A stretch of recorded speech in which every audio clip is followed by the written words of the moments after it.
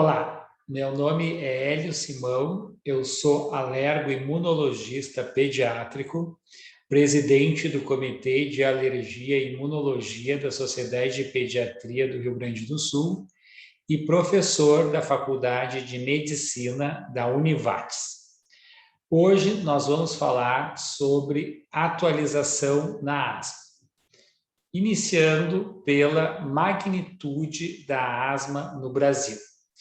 Verifiquem este estudo que foi realizado no Instituto de Pesquisas Biomédicas da PUC, aqui do Rio Grande do Sul.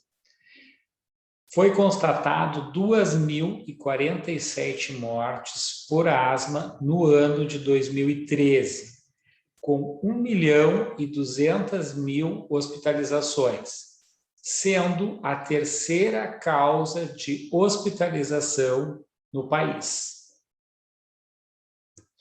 Aqui eu coloquei os CIDs da asma. J45.0, aquela asma predominantemente alérgica. Fenótipo não alérgico, J45.1. E a asma mista, J45.8. Vamos falar um pouco sobre asma em pré-escolares, considerando pré-escolares crianças de 2 a 5 anos. Grande parte destas crianças apresentam um fenótipo de sibilância associada a quadros virais, que tem um caráter transitório na maioria das vezes. Mas, em alguns casos, nós temos crianças nesta faixa etária com sibilância frequente, que nós vamos considerar aqueles que apresentam ao menos 4 episódios no ano anterior e pelo menos um fator de risco maior. Quais seriam estes fatores de risco maior? Pais com asma ou criança com dermatite atópica. Ou 2 fatores menores. Quais são esses fatores menores? Rinite alérgica, eosinofilia ou sibilância na ausência de infecções virais. Estes pré-escolares, considerados de alto risco para a asma, ou seja, que preenche os critérios de sibilância frequente, mais fatores maiores ou mais fatores menores, nós vamos indicar os corticosteroides inalatórios. Os estudos demonstram que, nestes casos, ocorre melhora dos sintomas e também redução das crises. Nestes casos, estes pacientes podem se beneficiar com broncodilatadores de curta duração nos períodos de exacerbações. E os agonistas beta-2 adrenérgicos de longa ação, eles não são recomendados nesta faixa etária. Vamos ver um pouco, então, sobre diagnóstico e tratamento. A asma é uma doença inflamatória crônica das vias aéreas, associada à hiperreatividade brônquica, a episódios recorrentes de sibilância, falta de ar, opressão torácica e tosse que se caracteriza por se apresentar à noite ou no início da manhã. Também é característico da asma uma obstrução ao fluxo aéreo. Esta obstrução é generalizada e variável, mas ela é reversível, seja espontaneamente ou com o uso de broncodilatador. Vamos ver um pouco da fisiopatologia. Como nós vimos, a asma é um processo inflamatório, inicia com um quadro agudo, depois nós temos uma inflamação crônica, e depois podemos chegar ao que se chama remodelamento das vias aéreas. A inflamação aguda tem como célula principal o eosinófilo. Esta inflamação vai fazendo com que ocorra uma infiltração maior destas células, levando a um processo crônico e, naqueles casos onde não tratamos ou quando o tratamento é subótimo, nós podemos chegar a um quadro irreversível, ou seja, um quadro de remodelamento brônquico, onde ocorre uma deposição de colágeno junto à membrana basal. Aqui, nesta figura, nós podemos observar um epitélio brônquico normal e um epitélio brônquico acometido por asma.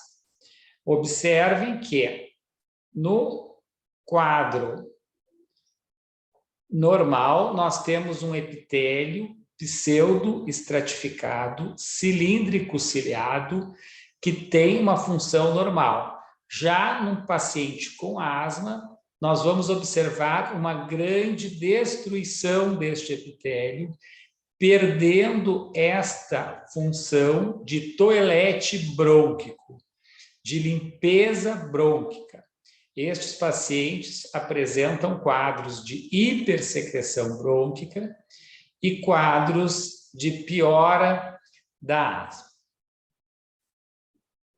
Esta grande destruição do epitélio, levando às complicações da asma. Lembrando aqui os componentes principais do quadro de asma: a broncoconstrição e a inflamação com edema. Isso faz com que ocorra uma produção excessiva de muco e uma piora da entrada de ar nestes pulmões. Vamos falar de fenótipos da asma. A classificação da asma, ela pode ser feita, então, através da etiologia. Aí nós teremos a asma alérgica, a não alérgica, aquela asma associada ao uso de medicamentos, como aspirina, infecções ou induzida pelo exercício físico. Podemos ter uma classificação quanto à manifestação clínica: criança com sibilância, exacerbações frequentes, obstrução brônquica irreversível, que é o caso do remodelamento brônquico. Ainda podemos ter uma asma eosinofílica ou neutrofílica, quando nós temos um predomínio de eosinófilo ou de neutrófilo. Quais são os fatores desencadeantes da asma? Aqui nós temos uma lista destes fatores. Os principais são as infecções respiratórias e os aeroalérgenos. Dentro destes aeroalérgenos se destacam os ácaros da poeira doméstica, pelo e saliva de animais, pólens de gramíneas e fungos. Ainda temos desencadeantes como exercício físico, ar frio, alguns irritantes ocupacionais, medicamentos, principalmente anti-inflamatórios não esteroides e beta-bloqueadores, hormônios e fatores emocionais. Bom, nós podemos, então, solicitar alguns exames para o nosso paciente com asma. Estes métodos objetivos são a espirometria, o teste de broncoprovocação, medidas seriadas de pico de fluxo e reversibilidade. A espirometria é o exame que mais nos informa quanto à função pulmonar.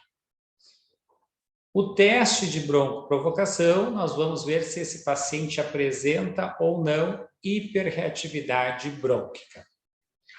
As medidas seriadas de pico de fluxo servem tanto para diagnóstico como para acompanhamento do paciente, principalmente aqueles pacientes com asma grave. E a reversibilidade é o teste que a gente faz com o broncodilatador, para saber se esse paciente melhora com o uso do broncodilatador.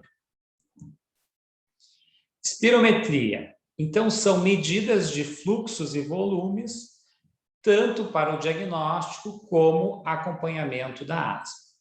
O peak flow, essas medidas de fluxo também auxiliam no diagnóstico e manejo da asma.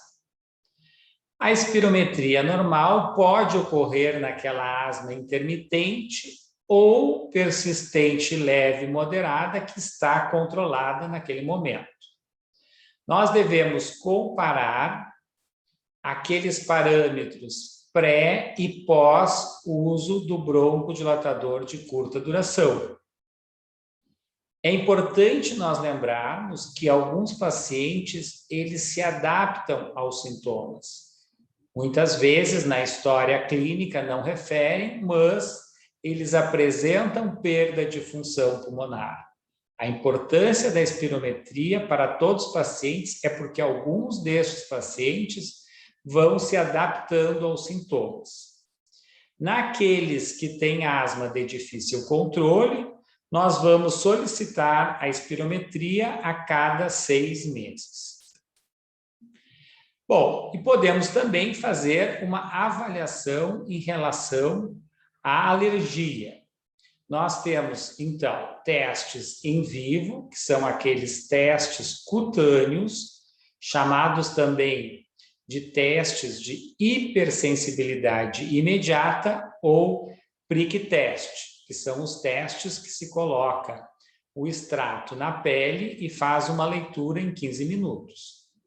Ou os testes in vitro, que são aqueles testes que nós vamos fazer principalmente de GE específica para os aeroalérgicos. Testes in vitro também pode ser o hemograma, buscando uma eosinofilia, eosinófilos na secreção nasal, que é feito mais em estudos, níveis de GE total, naqueles pacientes que têm uma asma alérgica, nós teremos níveis de GE total altos. Os testes alérgicos, eles servem para saber a etiologia da asma. Se é alérgica, se é não alérgica, se é mista. Eles não servem para diagnóstico da asma. Aqui, traçados espirométricos típicos. Então, observem que o VF1 normal, ele está acima de 80% do preditivo. Nos pacientes que têm asma e uma asma já com comprometimento pulmonar, nós teremos níveis de VF1 ou índice VF1, capacidade vital forçada, abaixo de 80%. Lembrando que toda resposta de broncodilatação que ocorrer acima de 7% em relação ao valor previsto ou 12% em relação ao seu valor pré-broncodilatador, significa uma resposta positiva ao broncodilatador. Devemos também lembrar dos diagnósticos diferenciais da asma. Nós podemos ter sibilância pós-viral, aqueles pacientes que tiveram quadros virais e apresentam uma sibilância transitória, doença do refluxo gastroesofágico, principalmente em lactentes. Podemos ter aspiração de corpo estranho, a história vai nos ajudar muito. Displasia broncopulmonar, principalmente recém-nascidos que tiveram complicações no parto e que necessitaram de ir para a UTI neonatal, necessitaram ventilação mecânica e oxigenoterapia, malformações, tuberculose, fibrose cística e imunodeficiências. Vamos falar sobre o tratamento inicial da asma. Mais uma vez, mostrando as classificações.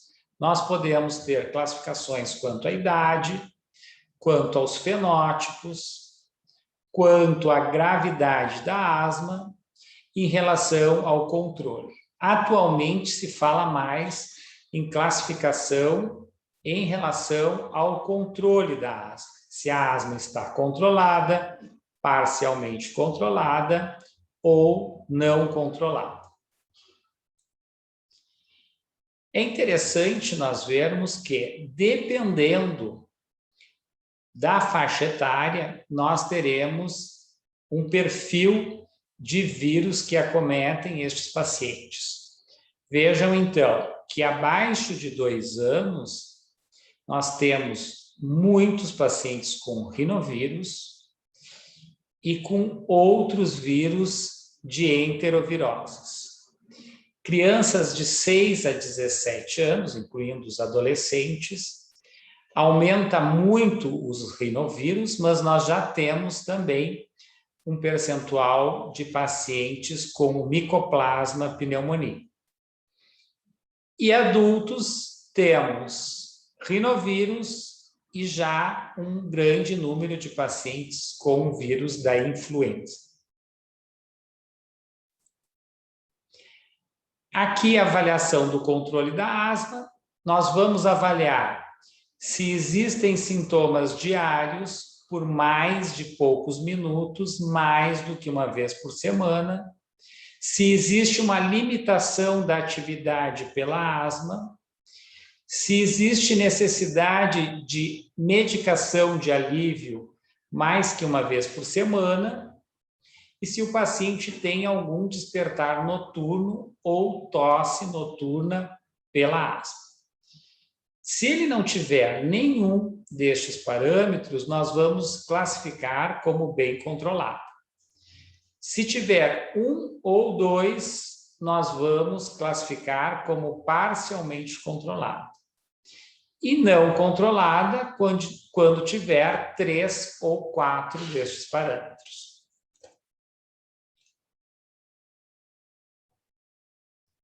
Antes de nós iniciarmos um tratamento com a farmacoterapia, é importante nós avaliarmos este paciente quanto às comorbidades, fator emocional, se este paciente apresenta, por exemplo, um quadro de sinusite, ele deve fazer um tratamento prévio, o controle do ambiente, se este paciente tem fatores que desencadeiam esta asma, nós precisamos diminuir, minimizar estes fatores, e se o paciente está fazendo uso de maneira correta da medicação.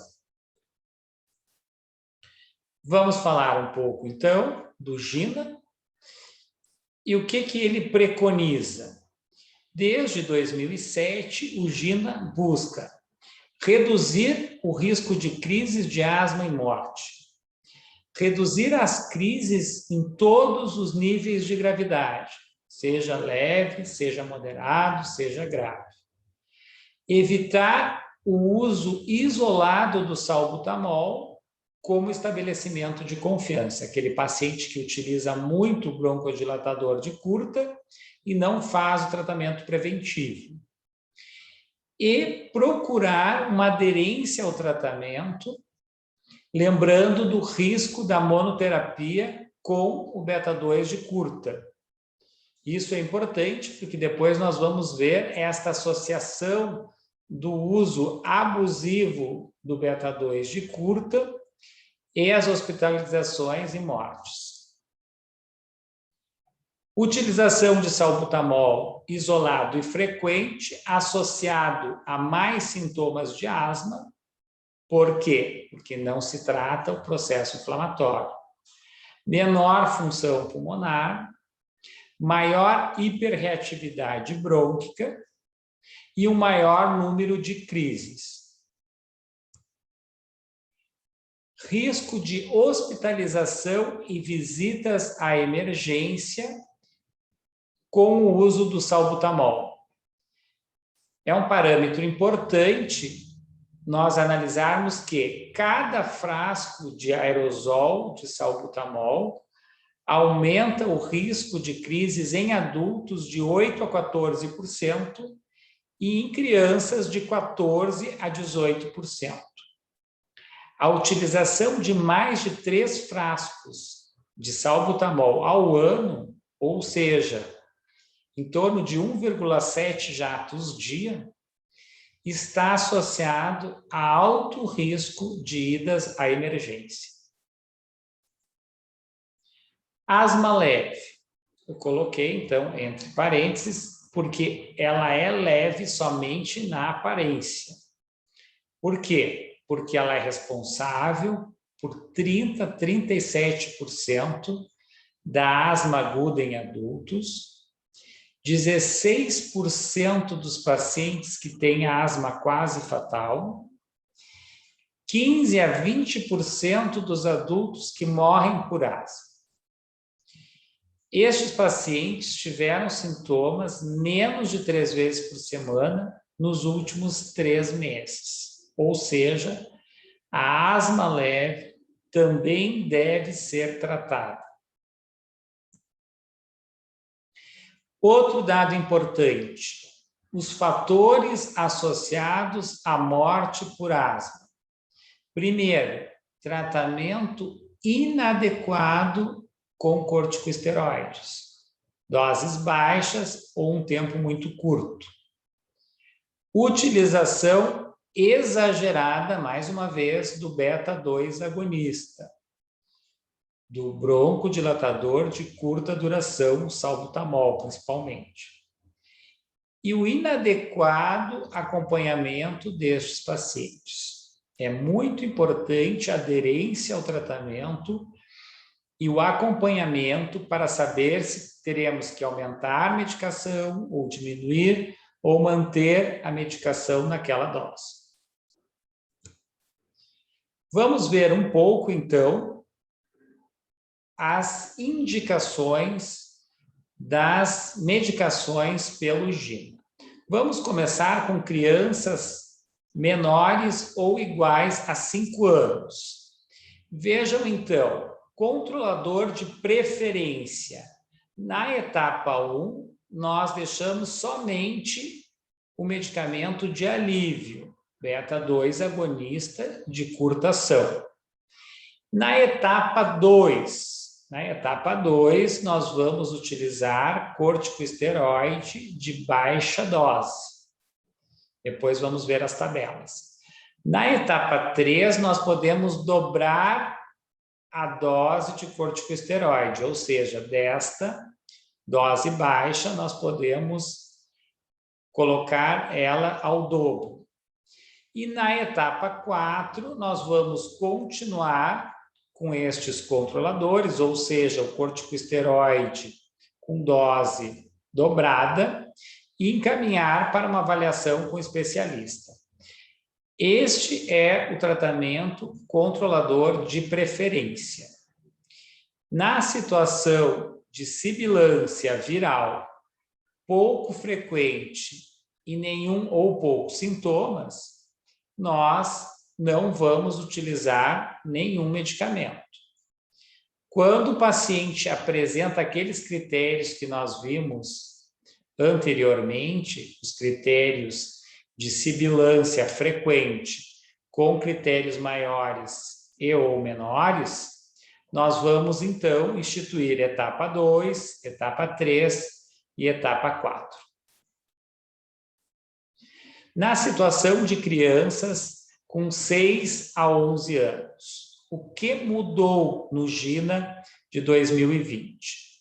Vamos começar com o cenário que a criança apresenta sintomas menos de 2 vezes por mês. Como controlador de preferência, nós podemos deixar somente o beta-agonista de curta.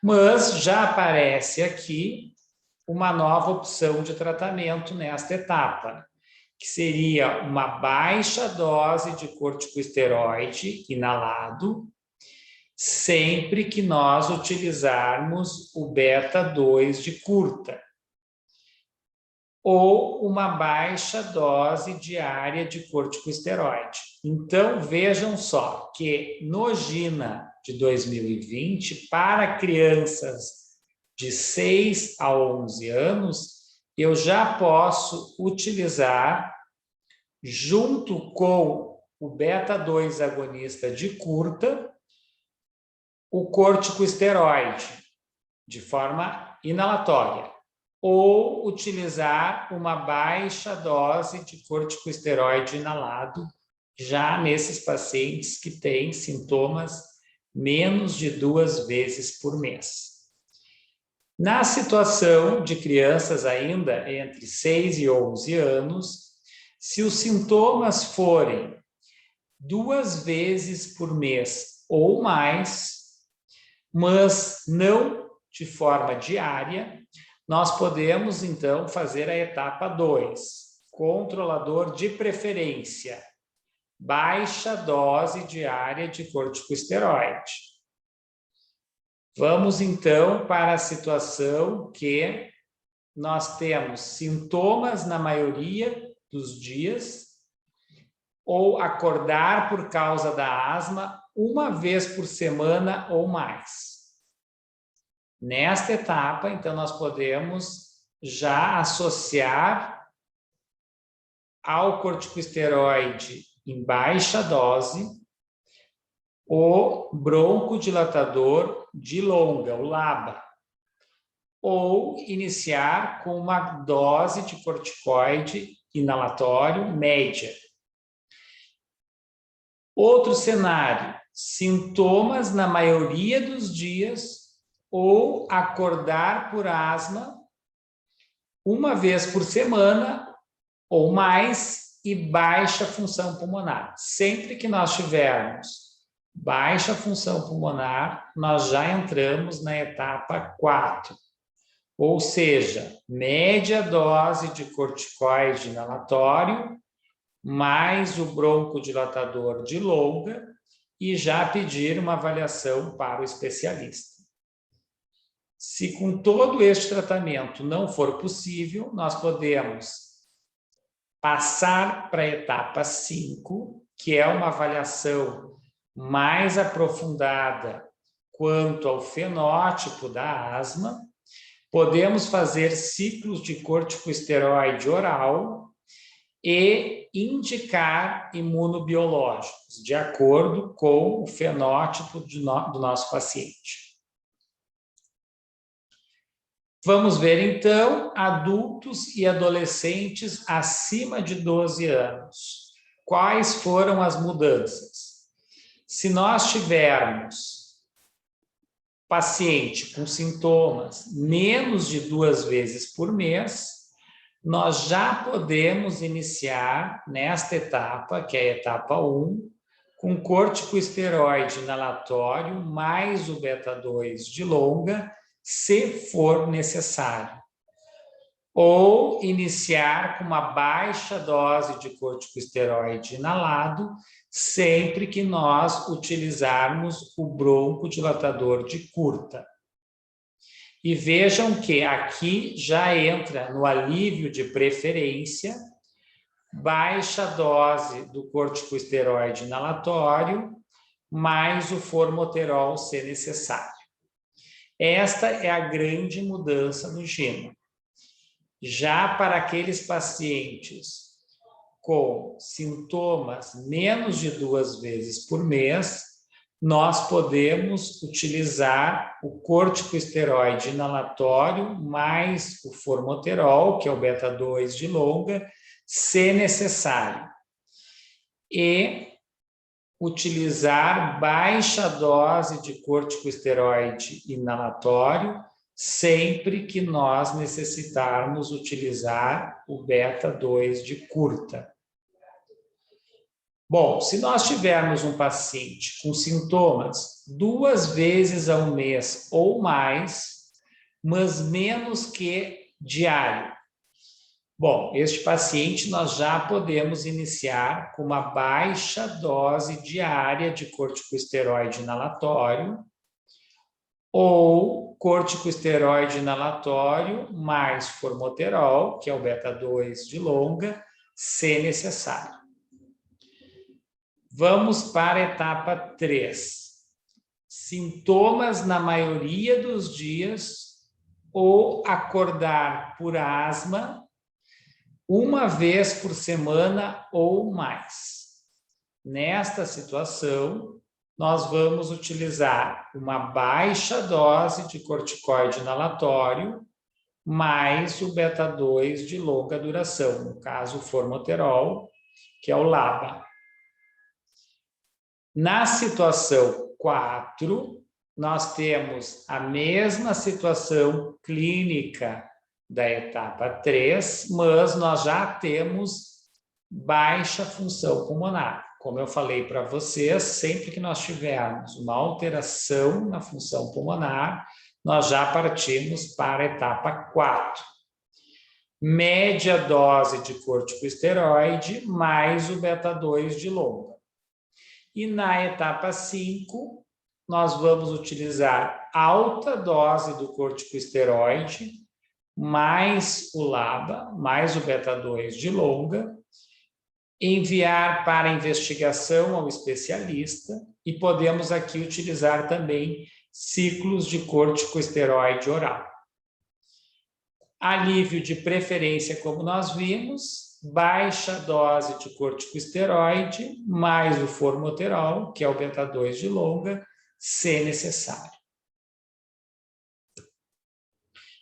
Aqui nós podemos observar, mais uma vez, que o uso excessivo do beta-2 de curta duração, considerando aqui mais de 3 frascos por ano, está associado a um risco aumentado de exacerbações graves. Então, vejam que existe uma diferença importante à medida que esses pacientes vão utilizando uma quantidade maior de frascos do broncodilatador de curta duração. E vejam também que a prescrição de corticosteroide oral vai aumentando à medida que aumenta o número de frascos ano. Mais uma vez, a importância de fazer o tratamento preventivo. Aqui mostra que o efeito do formoterol no resgate, ele é tão rápido quanto ao salbutamol. Vejam, então, o formoterol aqui em azul mais escuro.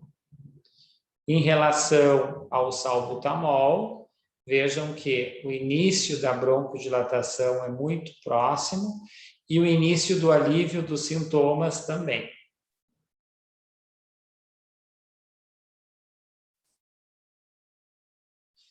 Revisando, então, nós temos o tratamento de alívio que é usado para melhorar os sintomas, o broncodilatador de curta como monoterapia ou o corticosteroide inalatório mais o beta-2 de longa. Então, nós temos 2 opções.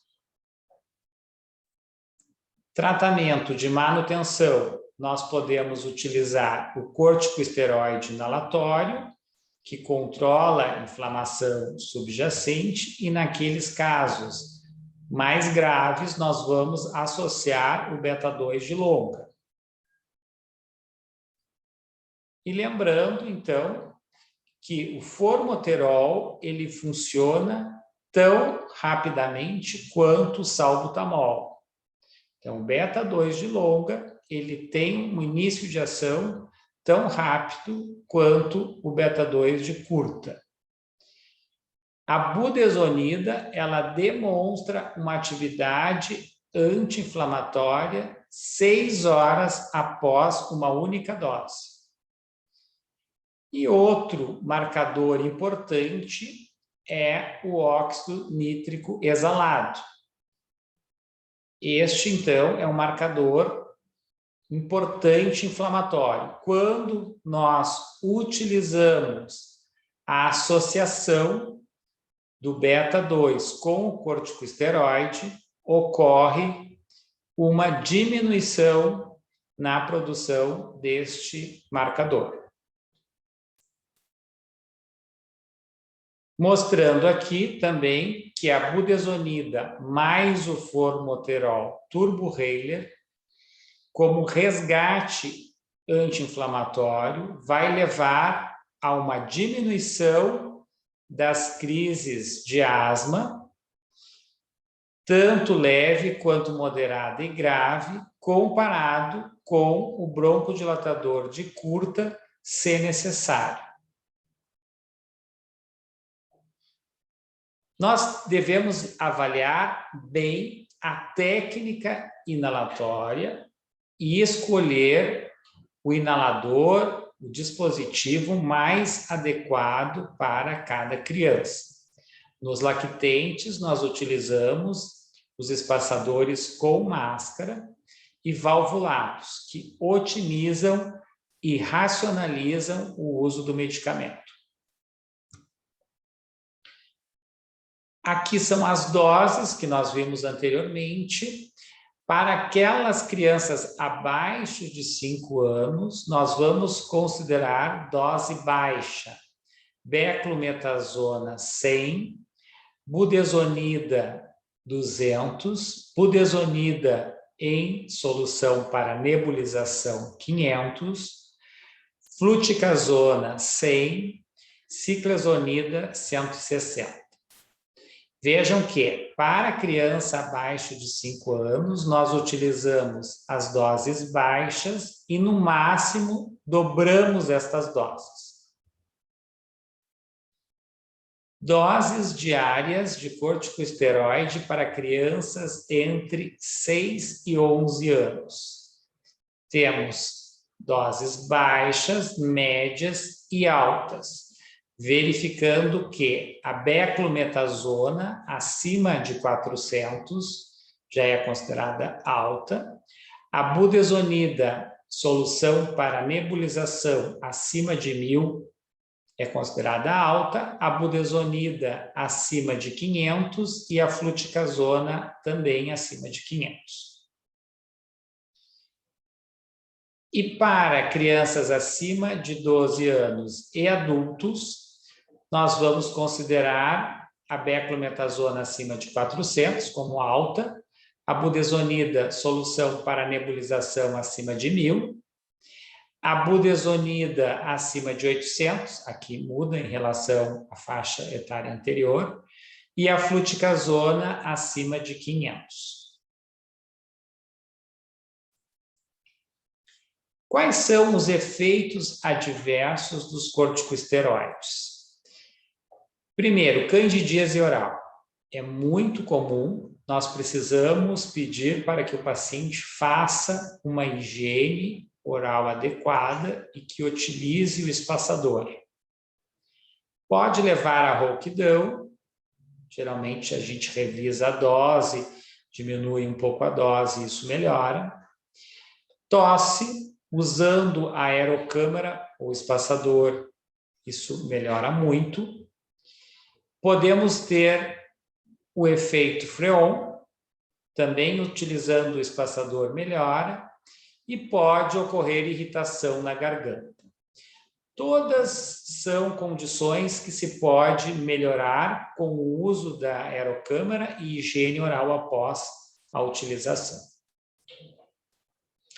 Aqui, recordando os fármacos mais utilizados na asma, lembrando, então, para vocês as apresentações, as doses, as formas de administrar.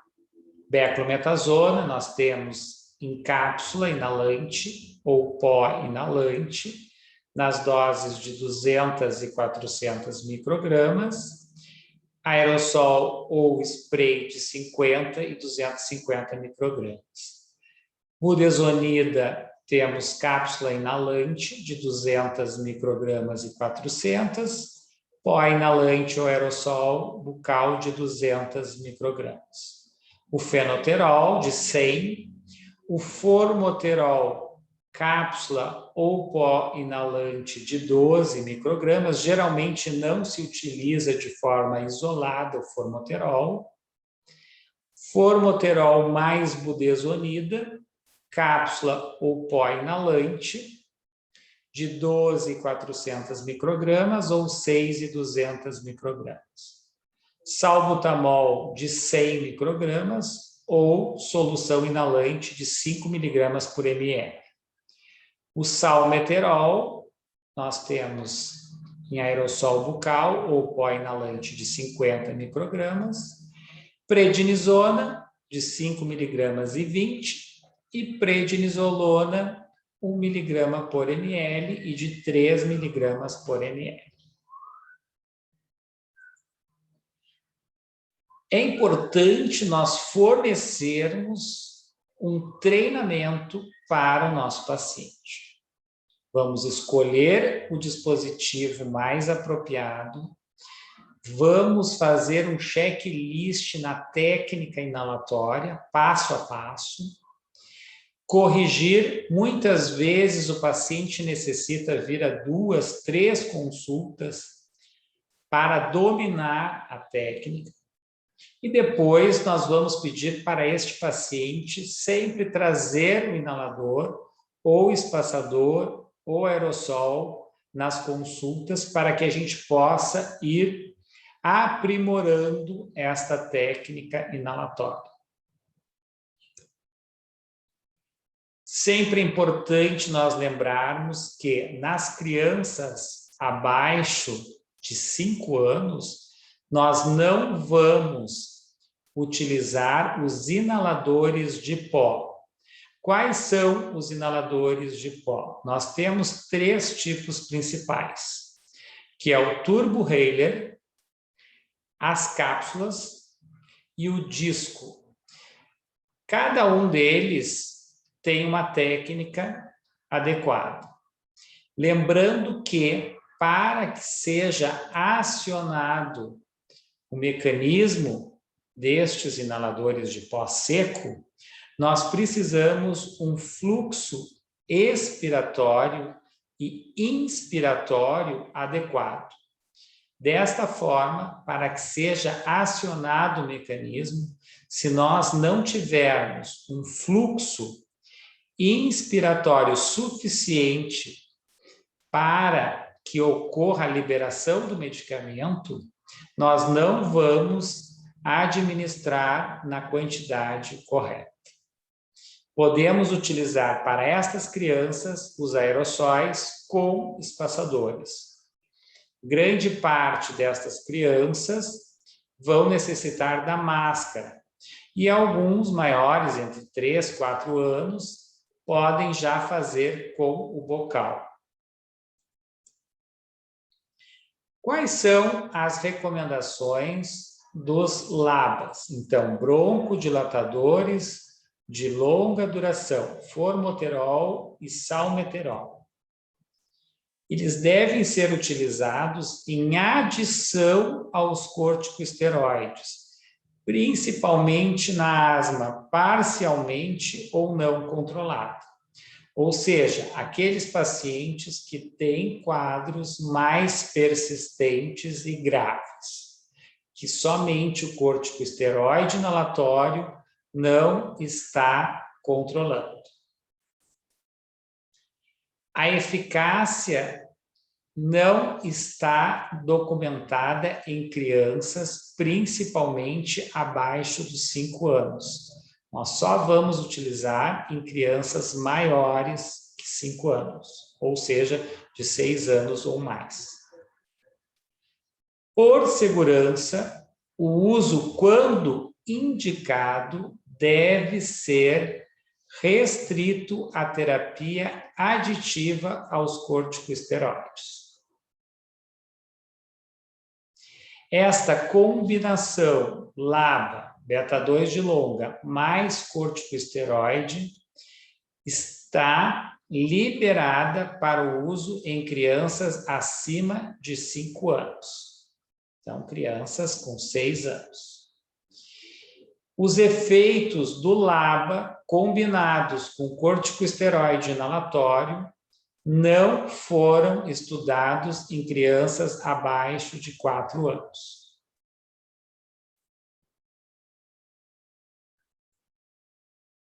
Aqui, lembrando então, a primeira escolha como terapêutica de adição aos corticosteroides em crianças entre 5 e 12 anos é o broncodilatador de longa ação.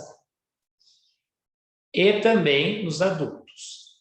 Qual é a outra droga de escolha? A segunda escolha, os antagonistas dos leucotrienos. Então, o montelukast é um antagonista do leucotrieno que nós temos disponível no Brasil.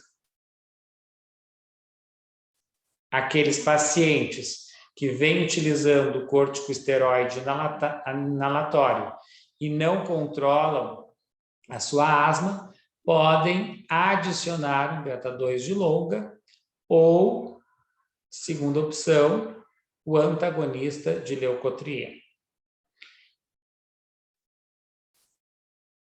Vamos ver, então, a situação em que deve ser considerado, antes de ir a doses acima de 400 e certamente acima de 800, o broncodilatador de longa. Então, aqueles pacientes que vêm utilizando doses de 400 e 800 microgramas, nós devemos adicionar o beta-2 de longa e não aumentar a dose do corticoide.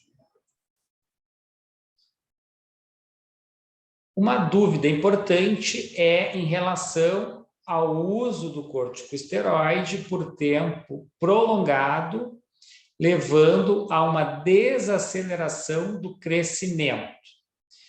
Devemos considerar, quanto mais grave for a asma, maior a chance dessa própria doença comprometer a velocidade do crescimento. Em estudos diversos, com resultados variáveis, ocorreu uma redução final, em média, de 1,4 centímetros.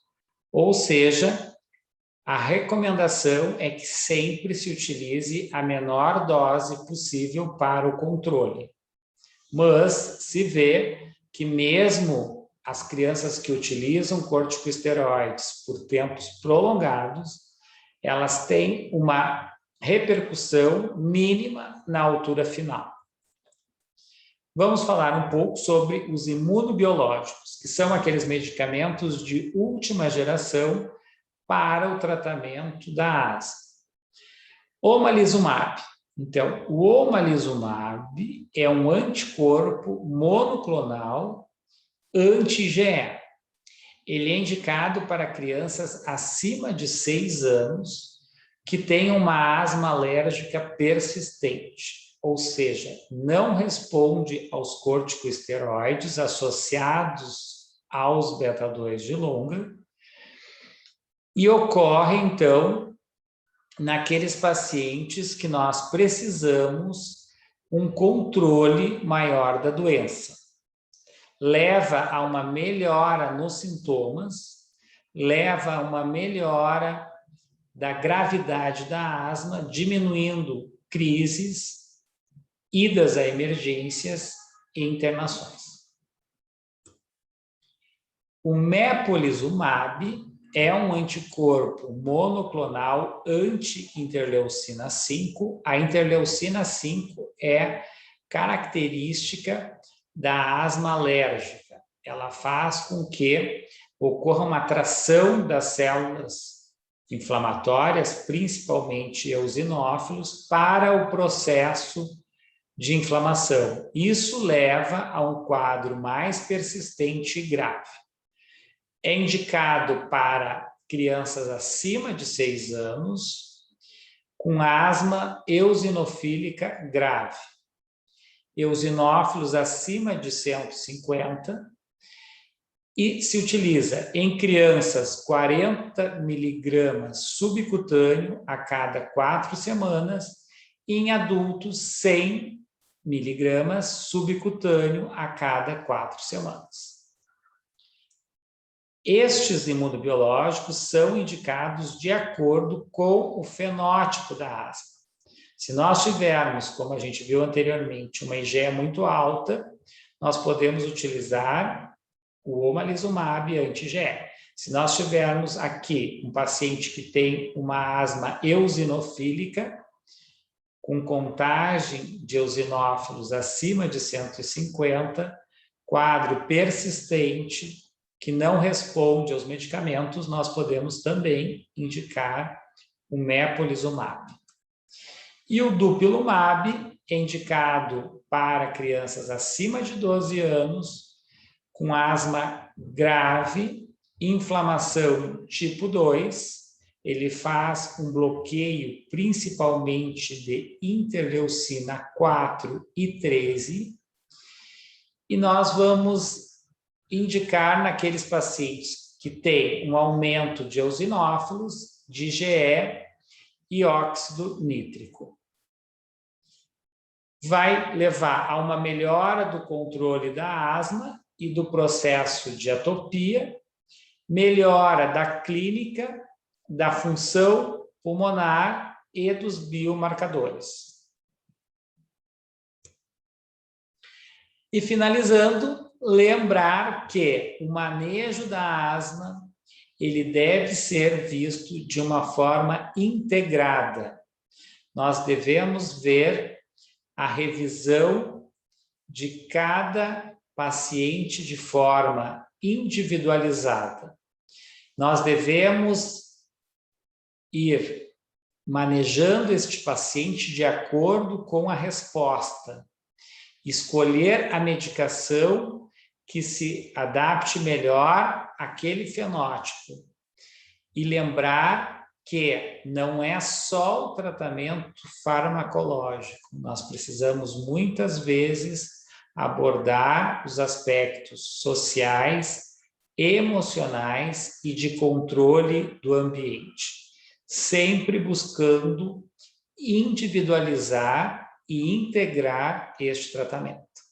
Muito obrigado pela atenção de todos, um grande abraço.